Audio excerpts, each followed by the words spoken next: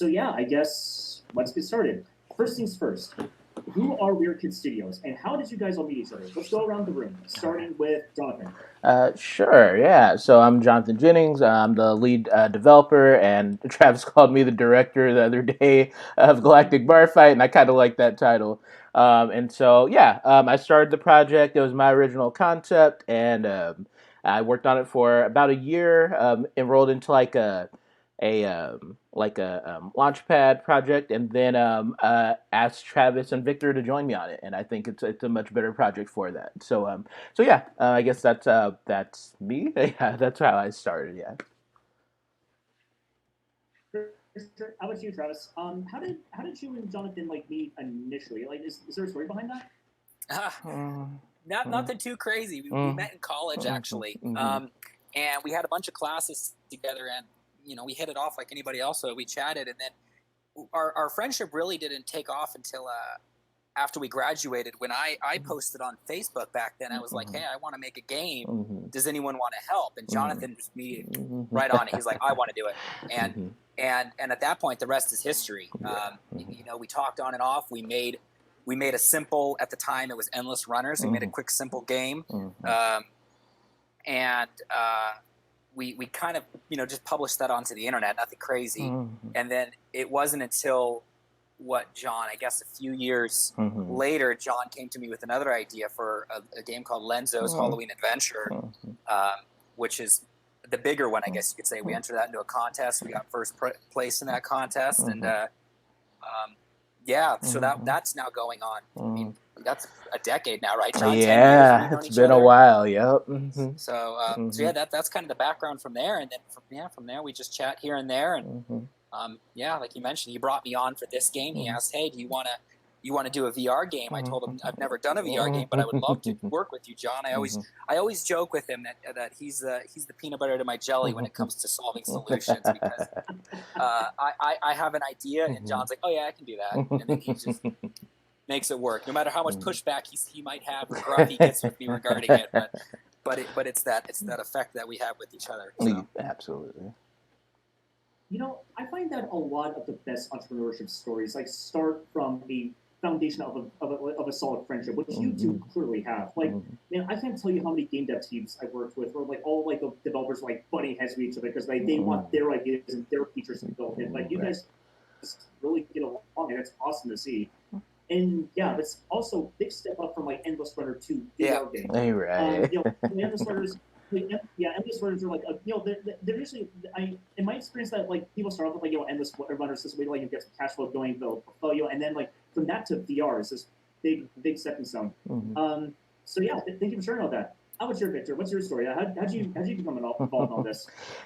So I'm easily the newest member here, but that doesn't mean a lot. I've known JJ for about 5 years now. We met at our job where we used to work at, and there's this understanding in the industry that programmers don't get along with artists. like there's two completely different mindsets. So for me, it's always like I'm a very social guy, and I would always go up and talk to the programmers because I want to understand what their job is. So me and JJ and the other programmers hit it off, and it's been a lasting friendship. And outside, if you take the programming and the artistic out of it, we're all into the same things. We enjoy video games. We make video games. So if you take those things out of the equation, it's easy to get along. So that's how I met JJ. And then Travis I met through JJ as well. And we've just been working on this project. And as the lead artist, I've been taking some direction from what JJ's been putting out there and just kind of putting my spin on it. I relate to what you said about like how programmers and artists don't get along. Like programmers and marketers, like my field, don't really get along too much either. It makes so much of a difference when a game dev team is able to like be collaborative and like when everyone's on the same page rather than like being pulled in so many different directions at once, which is what often happens in this industry. So, yeah, I guess. All right, thanks you guys for sharing all that. Let's get into the main bones. Let's see now. So, question for Jonathan. Now, I'm aware that you've worked on a number of mobile games early on in your career, like for studios like Funball and Relay Cars. can you tell me a little bit about like how your background in mobile games, like how starting from there, helped prepare you for your future success as an independent VR developer? Like, can you go into a little bit of that? Can you go into that a little bit? Sure. Yeah. So I think obviously, if you can't tell, our whole team is pretty game crazy. And so when I got a chance to work at my first like mobile game studio, I lost my mind. I was so excited just to be in a room. And so it was just a lot of meetings, hearing like really smart guys like talk about developing full on systems, right? And like how you should approach things and how you do something really complicated on a really simple device. I think the first device we built games for is like the iPhone 3. I think that's where we were, iPhone 3GS or something, like really old. I think the first iPad had come out. So yeah, like from the beginning, like I was working on really reduced hardware. And so I think kind of taking that background and a lot of tricks I had to learn for mobile games, like a lot of that has applied to Galactic Bar Fight and different stuff that we've learned and applied. And I think I've been pretty happy with how optimized the game is, considering how complicated a lot of the stuff we're doing is. But I think all of that kind of came from like the mobile game background. Yeah, I would say that was probably the biggest thing. And definitely, kind of learning input systems is a little bit different, right? Like tapping the screen on an iPad is a little bit different than swinging a sword in VR. But like I think you kind of learn how to like simplify your games on a phone, and I think that kind of has translated well too, right? Like I just have learned how to do the most in the fewest amount of steps. Yeah. For sure. So it sounds like your early experiences in mobile like taught you how to do more with less and how to like make a really streamlined, optimized experience that you then carried over into the VR space. Right. Mm-hmm. For sure. For sure. Let's see now. Next question. As a follow up, can you tell me what exact? Do you remember? Let me do this again. Can you tell me what made you decide to break off from mobile games and break off from mobile and the triple A path and start on your own as an independent game developer? Oh, like, boy. What was the moment you decided, like, nah, I've had it with triple A, I've had it with mobile, I'm just going to do my own thing? Right. I think so. Of all of us, Travis has the most AAA experience. I actually never got a chance to work at a big studio. So most of the studios I worked on, probably our last company that I worked at with Victor was the biggest studio I ever worked at. We had about we had about 50 people. So no, I guess I worked at one studio that was bigger than that, had about 250 people. But my teams have always been like 12 people or less, and so that's I've always kind of worked with smaller teams. And I guess what kind of made me I wouldn't even say like it was a conscious decision. Like I was working on mobile games and VR games were kind of popping up, and then one day it was a friend, he asked me, "Hey, do you want to work on this game with me?" And I was like, "Sure, why not?" And he didn't tell me what the game was, but he did mention it's like a small Google Cardboard title, and I was like, "Sure, I'd be interested." And then like he didn't tell me until like I agreed to work on the project and everything. He's like, "Oh yeah, so we're working on this Ghostbusters game," and I was like, "Oh, okay, that's cool. I like Ghostbusters. Yeah, that sounds fun." And so yeah, so that was like my Ghostbusters VR was like my first VR game, and then just from there, I moved to the company I worked at with Victor at when we worked on like all sorts of AR and VR titles, and then just from there, I think I was excited to just build more stuff, and VR and XR kind of became the space. So yeah, a just kind of happy accident, really, if I'm honest. Yeah. Mm-hmm.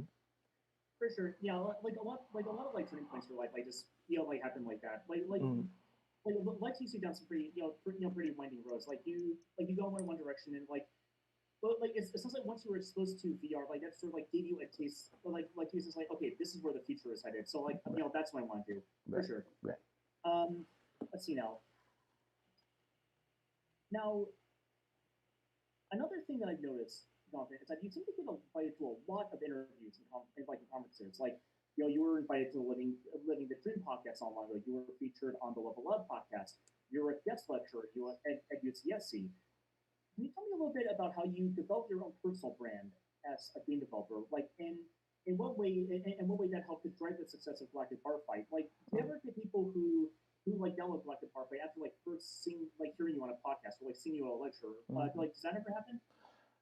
It's happened a few times. It's happened a few times. And yeah, I think like the podcasts and stuff have been really valuable for um, just getting the game more awareness and stuff in general. I think our whole team, we all kind of like teaching about game development. I think we all really love game development, and so I think like talking about and sharing those experiences is like, I think that's kind of a common value we all appreciate. I think that's kind of what's led me to like all the teaching and all that stuff. Just I didn't know I could make games growing up, and so like I get so excited about the fact that I do that now, that like I want to share it with like kids or high school students. I just taught like a group of seniors a few months ago how to like develop games using Unity, and so that was exciting too. And so just like I think it's special that we get to make virtual worlds, and I think it's cool to share that with other people.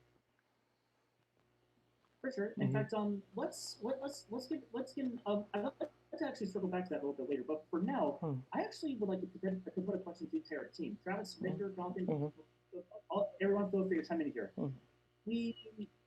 So Galactic Bar Fight is your studio's first project, right? Yeah. Right. What was the ideation process like for Galactic Bar Fight? Like, what were the other ideas for games you had kicking around? Like, did you ever drop any other design or concept documents, or like what other ideas like were you kicking around before you decided, okay, this is what we want to do? So I guess we alter that question, because I think I've tried to work on quite a few stuff with both Victor and Travis, and like instead, can we talk about the games we tried to build that haven't worked out, and then how we got here? Okay, that's actually an interesting story. For sure. Either you guys want to go first, or? Go ahead and start it off, JJ, and I'll piggyback off what you have to say. Right. So me and Travis, we worked on 3 games before this that actually launched. So we had Run Sail Run, we had Linzo's Halloween and Linzo's Christmas. And then I think the last project I reached out to Travis about, I was working with the Magic Leap, and I wanted to like work on like this like room-based augmented reality kind of like arena shooter project that was like Galactic Bar Fight, but not. It was going to be like more from a third-person perspective.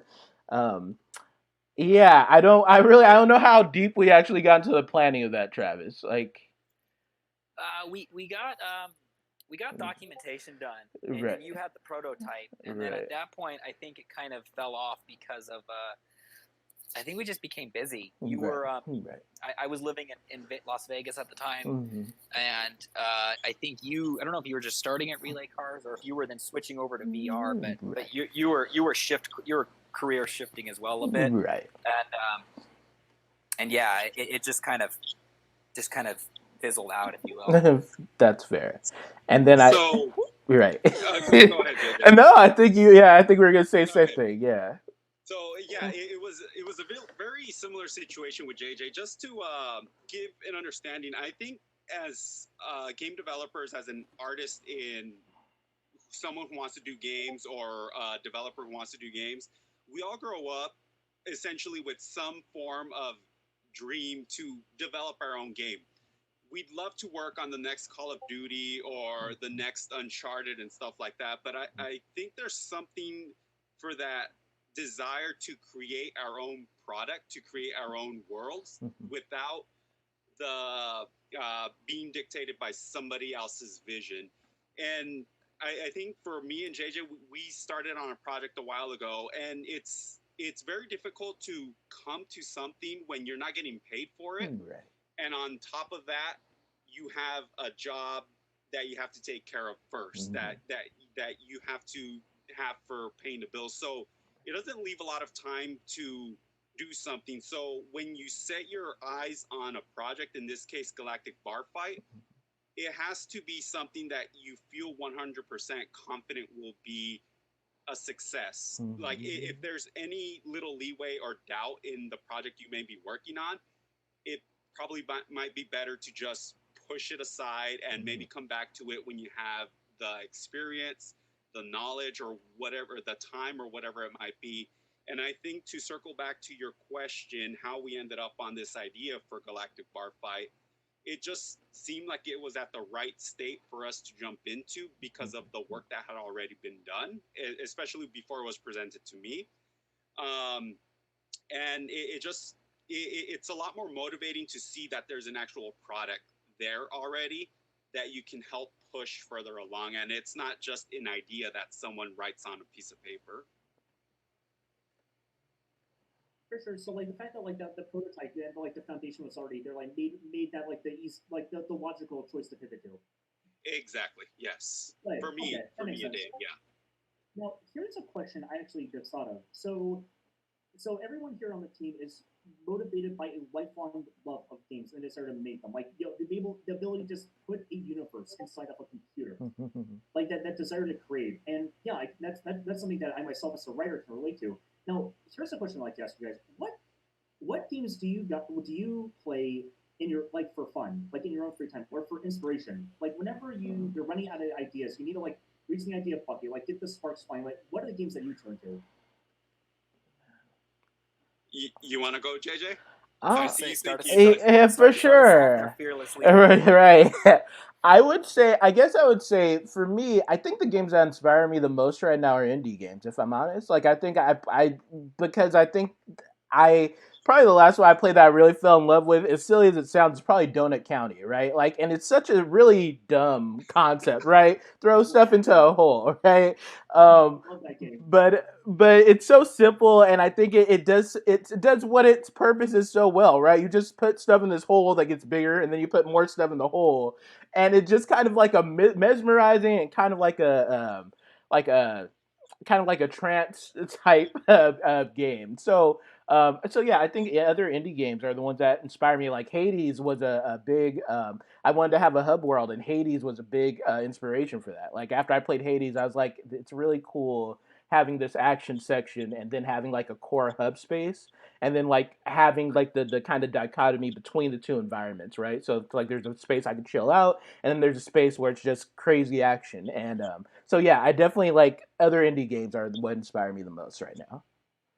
Yeah, I'm gonna piggyback off John's answer with the indie games. I think that's really truly where all my inspiration comes from as well. I mean, don't get me wrong, AAA games are fantastic. Last of Us, all those games are incredible. Right. But like I've been playing After Party, which is I don't know if that's the new game from the guys who did Oxenfree, and it's just a graphic novel is what it's categorized. So all you do is you walk right, you walk left, and you choose dialogue. That's it. And it's just the thing you play like that. And then I've also been playing Thimbleweed Park, the Ron Gilbert game which is based on the classic LucasArts games, Monkey Island and all that. And that I'm with John. That's where I spend a lot of my time lately. Is just in indie games because the amount of freedom they have and the ideas that they come up with is so unique. And working on a VR game, it really kind of clicks too, because you can sit there and we were actually texting this the other day over how we kind of think of stuff and what we think of bugs over text messages. And I sit there in indie games and it's like, oh, we could totally do this. Like you look at these games and you're like, they're not doing anything different. They're doing something that's very doable from the three of us. And then you look up these studios and they're 10 people and you're like, God, that's so much inspiration compared to GTA 5, which is 2,000 people or something, and you're like, there's no way that's happening. But it's stuff like that really, that's right. I'm with John. And indie games is really where the inspiration is when you see someone, Firewatch. I just also played Firewatch recently. Studio 5 people, and it's just walking around and listening to dialogue, and you're like, man, these people are making these games happen, and it's like we could totally do this. So yeah. I'm no different than John with that inspiration coming for that. So yes, I would agree. Indie games. However, I'm gonna talk about retro games. So my passion in video games started in the late 80s, early 90s with things like Super Mario Brothers. Coincidentally, I'm wearing the shirt right now. Donkey Kong Country and Crash Bandicoot. Just adventure games, and I would draw up my own levels for these games growing up, and that's where my passion started for all of this. Yeah, as the years have gone by, I do take notes from everywhere. I believe there's a movie, Spectral, on Netflix, where the enemies are invisible, and I thought that was a great video game concept idea. Like, hey, you're using sound or you're using some technology to locate your enemy. So I take inspiration from, if it's a game from the 80s, simple. If it's an indie game, like Travis said, they try new things. If it's a big budget title like The Last of Us, the way they design the environments and how they lead the eye with lighting or with color and stuff like that. But I try to take a little bit of everything, even from real world. Like, hey, my street, I think, would be a cool level in a game or something like that. And I'm always trying to visualize the real world. Like, how would this work in a game? Or what if this was sci-fi? Like, what if my street was in space or something like that? And visually, I try to see all this stuff and how it would fit in different game worlds and stuff like that. So I guess I just look at everything for inspiration. It's so validating when you see like these indie dev studios that are like, they're not like, you know, big like monolithic corporations. They're just like groups of ordinary people like making their dreams happen. And you look at that, it's like, oh, like it's possible. Like they're doing the thing that I want to do, and I can do that too. So yeah, I totally feel you on that one. Let's see here. Okay, so here's a question for you, Other Travis. Other Travis. So your Meet the Team page mentions that you have a background in slot gaming, and I'm actually surprised by the number of game devs I run into who like get their start that way. Like a lot of the game devs I meet on meetups like are either currently making slot machines or started as slot machines and then work their way into either AAA or indie dev. In what way did your experience in slot gaming prepare you for your current career as an independent game developer? It was mainly so the process is pretty much exactly the same. So I kind of fell into slot. Some background, like John mentioned, I started in AAA games. I started working for 2K Games initially in QA, and then I eventually worked my way up to like a low-level designer there, where I was just doing collision fixing. And then I moved to Las Vegas, and obviously that's a huge slot industry. So that's how I kind of pivoted into it, because I wanted to try something new. There weren't too many game companies in Vegas. And yeah, so I got hired at a place, and that process is pretty much exactly the same as games. You have your game design document, you have your concept art, you have your rules, like all that's the same. It's just the timeline's truncated, but it prepared me more or less because it was just the continuing use of Unity. So Unity is really being used everywhere for the most part. And I know Unreal actually takes a huge stance against, they don't allow slot games to be made in Unreal, but Unity doesn't mind that. And so that's usually kind of where you're going to see a lot of developers start. And that's the thing about when I worked in Vegas, obviously you met a lot of computer science grads or people that were getting degrees in some type of game design. So they would get hired for slot companies as essentially the foot in the door. Because since we're working in Unity, we're doing essentially a similar thing. The only difference is the turnaround's way quicker. So the slot games were done in about like 6 months. So like in the time I worked for 2K, I probably had, I think, 4 or 5 games under my belt, but in slots I was pushing over 50 in the 4 years I was there, because you just crank them out like crazy. And yeah, you change the code and all that here and there, but the experience really came down from that Unity experience. Like whenever you talk to other game studios, it really was that I know my way around Unity. I know what I'm doing in Unity. I know how this all works. The only difference is instead of working in a 2D space for the slots and all that, for your reels, you're working obviously in a 3D space. So you just have to switch on how you think your math is done. But that's really where that intro comes from. And yeah, to kind of talk about how you met more people starting there, it's usually because slots are much more easier to get into, to put it lightly. Game devs, I'm sure you guys have seen a lot of the postings and stuff, must require 4 years, must have shipped a AAA game. And you kind of think, I'm a college graduate. How am I going to get that? But then you go over to slots, and slots are like, hey, you're a college graduate. You can program. You can use anything. Come on in. And so that's kind of that intro, because, yeah, then when you have that experience, then when you go to game dev, it's easier to be like, hey, I know you don't see these as video games, but I know Unity, and I know what I'm doing here. So that's kind of where that background comes into play. For sure. So kind of like similarly to like Jonathan's entry to mobile, I guess sort of like help give it a foundation and give you a chance to build level up your skills, build make connections, build a network. Yes. For sure. Yeah, that makes a lot of sense. Let's see now. Okay, now here's a thought I'm curious about. So given your own experience, would you say that the slot game industry is a viable way for game devs to begin their career, like like in game development? Like you mentioned, like the barrier to entry is lower because they accept like fresh college graduates. The way to start meeting people and build portfolio. Like in what other ways is slot game like a good way for like game devs to first enter the industry? That's actually quite tough because the hardest thing about getting people when they start in slots and getting them into games is, I love video games, but they can be kind of a little snooty. And I have talked to a lot of developers where they'll be like, slots? Why do you got a background in slots? And that's what I'm saying. You kind of have to tell them, no, I know what I'm doing here. So that's why it's kind of a tough question because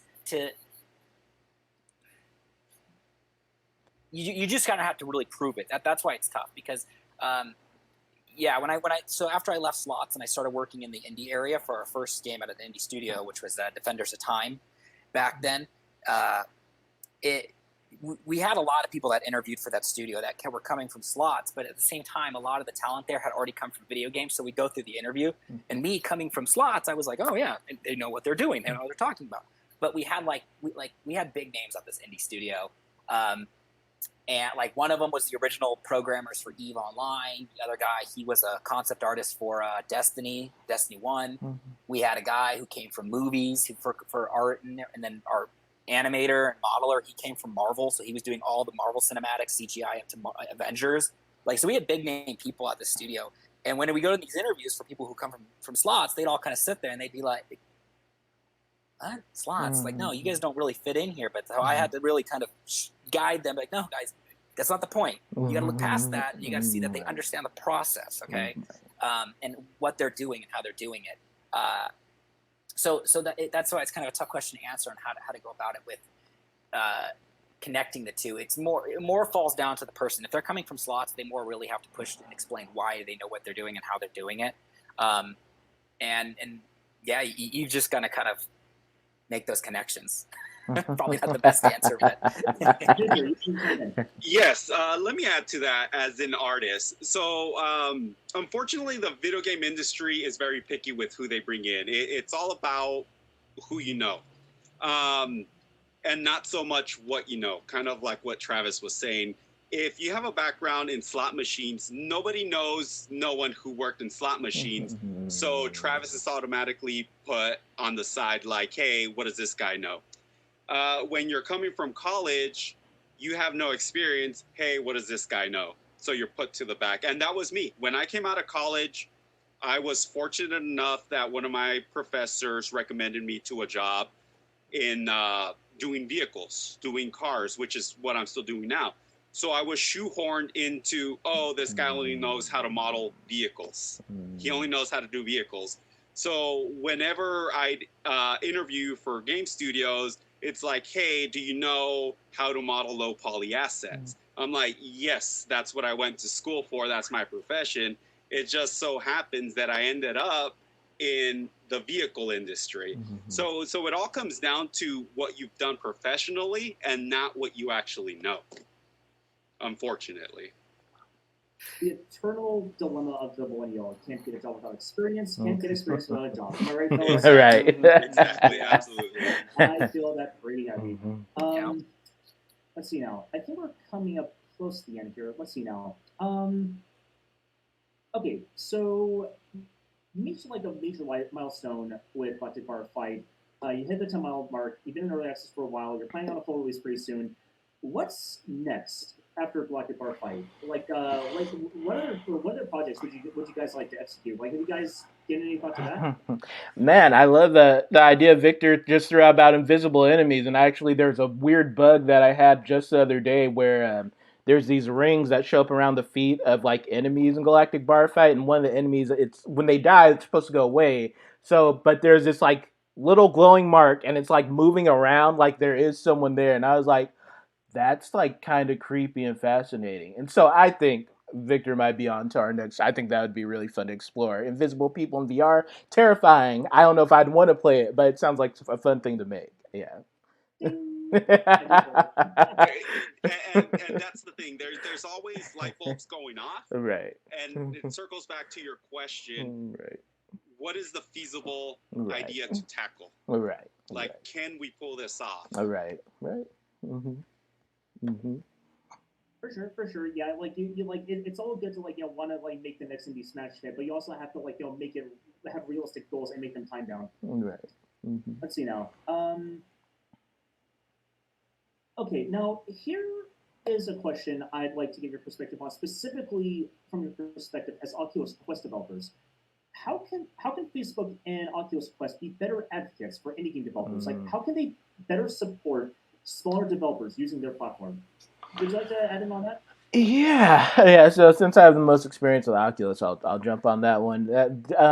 I think I just wish they were more responsive. I think even with Galactic Bar Fight, especially this re-release, like for both Travis and Victor, like the big issue was hardware. And so I think when I first asked them to like join onto the project, I had them like sign up and for like an opportunity to get free like hardware and gear, and Oculus actually sent us some. But it took about 2.5 months, right? And I think we had like a 4-month runway before we were a 4 or 5-month runway before we were going to try to get this update out. So that's half of our development time, right? Like, and so I just wish they were more responsive. I wish they did. I wish we had more opportunities to kind of voice our frustrations with the platform. I think Oculus does a lot of things great. I think it's always been kind of a communication issue that kind of stems from my frustration with them. But yeah, otherwise, I would say communication. If they could just improve that, that would help a lot. For sure. So like having like a more direct line of access between like the development team and like and the people on the Oculus Quest side. Right. For sure. Yeah, that makes a lot of sense. To add on to it a little bit too, like John said, not just that, but also getting the hardware is a big key thing. Right. You know, I talk to people all the time that want to jump into VR, but it's that lack of like understanding what it really is. Right. And I don't know if that's Oculus's fault for not doing it right. Maybe I don't know how. I wouldn't even know how to go about it. Right. But VR is such a futuristic thing still. Right. You know, it's been around for how many years? I guess not too long, not 20, 30 years, but it's been around for about 5-6 years since the initial iteration. And now we have PlayStation VR, which has been out for 3 years. And I think the toughest thing is, so John was saying, struggling with communication with Oculus. It's getting that understanding of exactly what it is and getting it into people's hands. That's tough. That's right. It's, like I said, I think everyone might have that one friend who has the one VR headset. So we might go over to their house to play it. Right. And then everyone goes, wow, that's so cool. Right. And then you go home and you never touch it again or something like that. Right. So that's, I guess, another pressure point I see. Like I said, I don't know how to solve it. I wouldn't know how they would know how to solve it maybe. But it's getting the better understanding of exactly what it is, what it can do, and what the potential is with it. So just my 2 cents. VR is still a pretty new technology. I remember like being like 10 years old and like visiting my local arcade, like visit like the first the first widely available VR headsets, but it was only like relatively recently that became like commercially available to to the general public. And I guess there's still like a matter of like how do you communicate like how to develop for the platform? How do you like bring that to a mainstream audience? How do you work around the fact that it's still like cost prohibitive for for a lot of average gamers? All right. Let's jump off of that a little bit. What is the most challenging part of developing for VR, and how do you solve for that? Oh boy. If you don't mind, John, I'll actually. Yeah, go ahead. Yeah. Go right ahead. That is so when John came to me for a VR game, I've only worked on 2D, 3D games, in that kind of space. And he's like, "Hey, I want to do this VR game." My brain jumped to me like, "Heck yeah! Like that sounds awesome." Right. But then also it fell to that realm of, what the heck does that even work in VR? Right. And for the longest time, I was reviewing all his code because I was like, how are you grabbing stuff? Because he's just using like a Boolean that says is grabbable, and I'm like, what? You just got a true false here. Can this be grabbed? And so he had to break it down a bit to me to understand, because it's that reaching, right? So a typical game, you usually have kind of a collider set up, and then that's how you determine where you're kind of grabbing and where your collision is. With VR, you have these hands, and you have to figure out where they are in space, right? And then same thing with the art. Like Victor's dropping art in, but then you sit there and you're like, oh, this looks great. But then you get in VR and you're like, well, it's that big. Why is the perspective all off? And that's from my standpoint. That's why I wanted to jump in before John kind of gave his explanation, was because like that's very difficult to navigate. I have a tough time still with that. Like whenever I'm writing code for something, and kind of piggybacking off what John always wrote. That's why I always tell him I don't want to step on his toes with what he's doing, because he's probably much smarter at it than I am. So I kind of just copy it over and then modify it slightly to make it work for what I'm trying to do. But it's that whole thing. The hardest thing I can see for devs is really when you're going to school, you know, like I said, they teach you basic programming and design on how you work. Okay, you know, my character has interacted with this. What do you do? But when you're working with hands moving and all this, John's like, you got to do it in layers. You can't just simply say, hey, look, here's a capsule, we got to touch the capsule. You got to work in layers and how you review this stuff and how you kind of can interact with it, if you will. So John, if you want to take it away from that. No, and I think Travis caught out probably the two biggest ones. I think scale is huge, right? I think Victor first gave us the hub environment, and the first time I popped it into a space, I felt like a giant marching around, like I was an ogre marching around a cave, right? And I was like, okay, we're gonna have to multiply this by about 1.5. I was like, okay, that feels more right. And he gave us a reference model that is about 6 feet tall, so we can like make sure everything lined up, and that helped a lot. But yeah, definitely skill, and then definitely like grabbables. And I think the only thing I would add to what Travis said is like designing for the human body is really, it's tricky. Even like we have like a little like a HUD heads up display on your arm, and like I was trying to figure out for the longest time what is a part of the human body I can put information on but isn't obtrusive, because you still have to aim your gun, you still have to swing your sword. So like I need it somewhere with that you can see it, but not somewhere that's gonna block your vision, right? And so I was like, okay, well there's this like little space along your arm, right? Like this area is pretty free. And that was where I was going to put the HUD, and it looks really decent. Like, it looks pretty solid. I'm pretty happy with it. But like, it's thinking about like everything. There's a connection to the human body. Everything that the player grabs, everything they use, and just kind of really like you're designing based on what the human body can physically do. It's a weird thing, yeah. Personally, for me on the art side, it's all the same. It doesn't matter. It's what these guys do in engine. Outside of the scale being a problem, like trying to match what I use the Maya software to convert that stuff into Unity, it's all over the place. So it's just a matter of having them fix it on their end, because doing it on my end at this point, it's difficult to try to figure out that scale. Let's see now. I think we're just about coming up on the end here. In fact, let's see now. Victor, I think I have a question. Okay, here, Victor, question for you. As the team's lead 3D artist, how did you go about defining Galactic Bar Fight's visual style, the neon lights, the bright sci-fi lighting, and so on? Like, what was the thinking behind it, and how does that mesh with the story mechanics in your view? So JJ came to me with an initial idea and the title Galactic Bar Fight. So just hearing those words visually, I start picturing things in my head, like what am I seeing? Maybe I think a recent example would be something like Cyberpunk or Blade Runner. So you start seeing these movies or these games visually in your head, or some of the stuff that you see in Love, Death, and Robots from the Netflix series, where you start getting a lot of these bright colors, like and you start thinking about space. I mean, you take those words and you start breaking them down. Galactic, you're talking about space, sci-fi. And bar fight, hey, that's an earthly thing. It's like we go there to drink. So you start. I started visually mixing those things, and with the direction that JJ had already with his idea, I kind of just took that and started exploring different ideas. Because there wasn't any concept art. It was like no solid concept art for what we're building. There was ideas, and then I would take those and start fleshing them out. It's like, hey.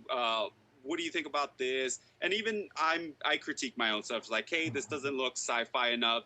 So there's several back and forths of like, hey, what do you guys think about this? And it's just, again, going back to what I was saying earlier, just finding inspiration in what you know space to be like, whether it be Star Wars, Star Trek, The Last Starfighter, like anything that you've seen. Halo has been a huge inspiration as well. So it's what you know sci-fi to be. I mean, we don't have anything in space besides the International Space Station. So we have to build this stuff from our imaginations or from what other mediums have done already. And it's just taking that and putting your own spin on it to fit to what story we're trying to tell or what environments are kind of needed in this case. All right, thanks for getting into that. I think this is my final question. Is there anything else that you would like your fans to know, or anyone else interested in Galactic Bar Fight to know about who you are, what you're about, and about Galactic Bar Fight itself? Anything you'd like to share at all? Is your time? Yeah, you guys want to go first? Yeah. I was just gonna pimp the game out, you know, like so to kind of. Might be a little long explanation, but yeah, when John came to me, he had this idea for this Galactic Bar Fight, and he had the demo, and he showed me, and obviously my mind went racing with ideas, and I'm still very new to VR, so if stuff like this has been done before, I apologize to people listening. I'm probably not the brightest when it comes to VR stuff, but you know, he had this idea, and I was telling him, like, let's expand on that, and let's make it, like he said, everything can be done in VR. Make it natural. Like we don't really have menus. We're not doing a traditional, like John said, it's on your wrist. You know, even when you start the game, we're not doing a press start. We're just loading you into the game. We have a save select, but once again, it's interactive. We're thinking you're going to grab your save file and you're going to drink it as if it's a bar because you're going to grab it. And that's kind of what I want to push to for final words. Is like, I think we're trying something new. I could be mistaken. I hope not. But I think we're trying something new and unique in that it's entirely a VR experience. You know, I've seen demos, but once again, all those demos of other games that are similar with arena shooters, they all have menus. They all have typical video gamey stuff. And I thought I feel like we're at least trying something different where we're not doing the traditional stuff. We're just doing you know, it's all, like John said, all in person, all naturally, hopefully. Still going to have the video game funness of it, but I feel that we're trying something new in how we're fully immersing a player into our world as best we can. So, like I said, they're not bogged down with menus, not bogged down with text. You know, just it's all in game, and it should all feel natural. Even our level selection, we're hoping, we're not shooting for. It might be currently early, so it might be a menu now, but eventually we want to do like a, you know, since it's going across the galaxy, it's galactic. We're thinking of doing like pamphlets that you walk over and you grab, look at, and that's how you do your level selection. It's all immersed in the game. And like I said, I feel that it's something new and haven't seen yet. I would love to be, you know, maybe corrected if there it is out there. But I currently think what we're doing is really incredible, and it's going to be, that's where the fun comes from in my eyes. Very cool. Thanks for saying that, Charles. Yeah. JJ, Victor, anything you'd like to add to that? Yeah. I guess. Yeah. Do you want to go, Victor, or you want? I'll just say something real quick. So yeah, kind of like what Travis was saying. I've been when creating the hub world, I've been trying to make it more, not so much more realistic, but more believable. That hey, this could be a real bar, and not just like there's still design choices being made to, hey, this is structured to be a game, but I also don't want to lose the fact that this is just a bar. Like, I think a lot of games go straight to a menu to cut out the fat or trim the fat, and it takes you out of the experience. So I was trying to make designing this whole hub area in a way that it seems like this could be a bar that I can go to down the street or something, down the street any day, or like, hey, there's a stage off to the side. There's nothing to do there, but it's there because it's part of this bar, you know, like to make it more believable, more lived in, more lively, I guess you could say, to give it a presentation of it's not just the game. This is a bar. Right. Yeah. And I guess I guess for my final notes, I would. Immersion is so. I'm so sorry. Oh, I was going to say So for my final notes, I was just going to say I think at the end of the day, I want the players to feel like a badass. That's the thing, right? I want the players to drive the action. I want this whole game to be a story of you. I'm working on this this stats panel that's going to kind of track all your stats over time, all the kills you get, how many points you score. Just like I just want all the action to feel like it's player driven, and I want the player to understand like this whole story, this whole Galactic Bar Fight is really for them, right? This is their space to just go into and have fun and mess around with. Right? I just want them to feel like an action hero and to have a good time. So yeah, that's really at the core. I just want the players to know that this whole the first version was just making something to see if it was possible, and I think this second one's much more player focused as to like what will feel good as a player.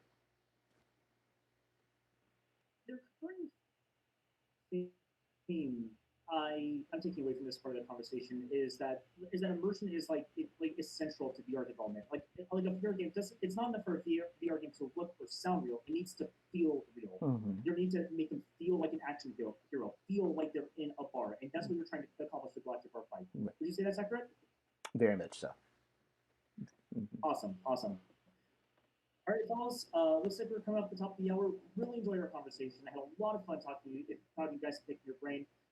Anything else? Any other final thoughts you want to email in my way? Just shoot me an email or on Discord. Guys, thank you so much for sharing. For taking time out of your day to talk to me. And yeah, I'll talk to you all later. Full steam ahead for the launch. Thanks. Yeah, for sure. Awesome. Thank you. Thank you, Travis. Thank you very much. All right, bye. You got it. Bye, guys. Yeah.